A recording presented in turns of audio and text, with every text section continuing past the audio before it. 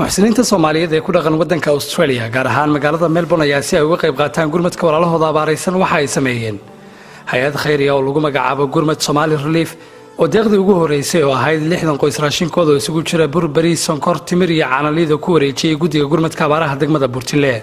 Guddiguna waxay u qaybiyeen deegaamahan hore deeq loo gaarsiin oo ay ka mid yihiin Balikumeer, Habartiil, Karqansax, Dhextaal Dhismood iyo isku dhoonka. wakiilka hay'adda khayriga ee Gurmad Somali Relief Australia Maxamed Cali Good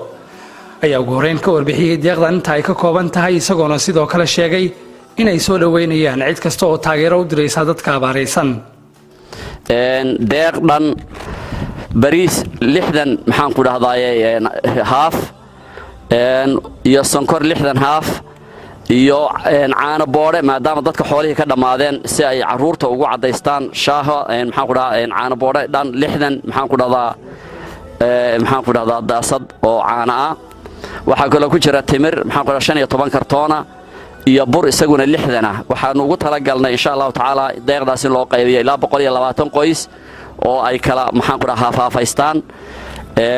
guddiga insha Allah taala ayaa wakiil naga ah ilaahay idamkiisa deegaano kala duwan oo maxaan ku dhahaa magaalada Burtile oo deegaankeeda lagu yaqaan deegaan xoolo dhaqato ah dadka xoolo dhaqatadiina dadka ugu dhibaatada badan yihiin 150 kiiloomitir oo square ay xoolo dhaqatada isku nool yihiin waxaan ugu baaqayaa cid kasta oo doonaysa dadkaas inay u soo gargaarto gurmad inay diyaar u tahay tasiilaadka waayo wadamada westernka gaar ahaan jaaliyadaha dibadda ku nool gaar ahaan Australia iyo New Zealand oo maxaan ku dhahaa annagu aanu hadda ka jirno Maxamed Cabdi Kuusi iyo Muxiidiin Maxamed Xaashi oo kamid ah guddiga gurmadka abaaraha degmada Burtile ayaa u mahadceliyay dadka muxsiniinta ee deeqdan soo gaarsiiyay. aad iyo aad baan uga mahadcelinaynaa deeqdan ayna soo gaarsiiyeen ururka Gurmad Somali Relief ee dalka Australia magaalada Melbourne khaasatan jaaliyadii ka soo shaqeysay oo dakhligan soo dhiibtay oo raashinkan soo gaarsiisay walaalahooda abaaraysan ilaahay ajar iyo xasanaad ka sii leenahay waan idinka gudoonay anoo ku hadlaya afka guddiga abaaraha degmada Burtile insha Allah taala mid ugu dambeysay aysan noqon inta ay in ka badan walaalihiin la soo gaadhaan insha Allah baahidu waa sideedii abaartina wali way jidhaa waxaan rajaynaynaa haddii ilaahay inuu dadkaasna insha Allah taala inay iyaguna idin soo duceeyaan annaguna waa idin ducaynaynaa meeshii ka soo baxday ee jeebkii khasnadii ay ka soo baxeen wax khayr Allah idinku bedelo 60 qoys raashin loogu tala galay oo isugu jira bur bariis sonkor timir iyo caanaliido intaasaanu kala wareegnay aad iyo aad baan ugu mahadcelinaynaa Gurmad Somali Relief waxaan leenahay waxa ilaahay ha idin bedelo bedel khayr qabana Allah idinka siiyo meesha ka soo bixiseen wax ka khayran Allah idinku bedelo jazaakumullahu khayr dad baahan oo tabaalaysan oo Soomaali ah oo muslim ah oo walaalihiin ah baad soo gaarsiiseen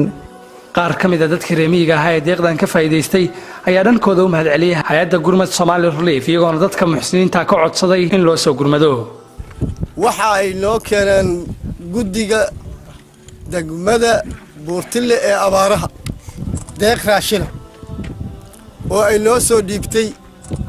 Gurmad Somali Relief waan uga mahadnaqaynaa oo wadanka Australia degan waa uga mahadnaqaynaa waxa hadda ay noo keeneen waa wax yar dadkuna waa baahan yahay waxaanu ka codsanaynaa inay noo soo kordhiyaan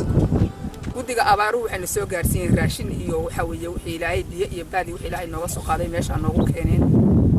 meeshaas aan ku soo baxay wixii ilaahay nagu siiyay noogu keeneen deeqdan raashinka ayaa ku soo aadamaysa xilli hareeraha iyo kaamamka qaxootiyada degmada Burtile ay ku soo xaroodeen xoolo dhaqato badan oo abaartu ka halakaysay xoolahoodii.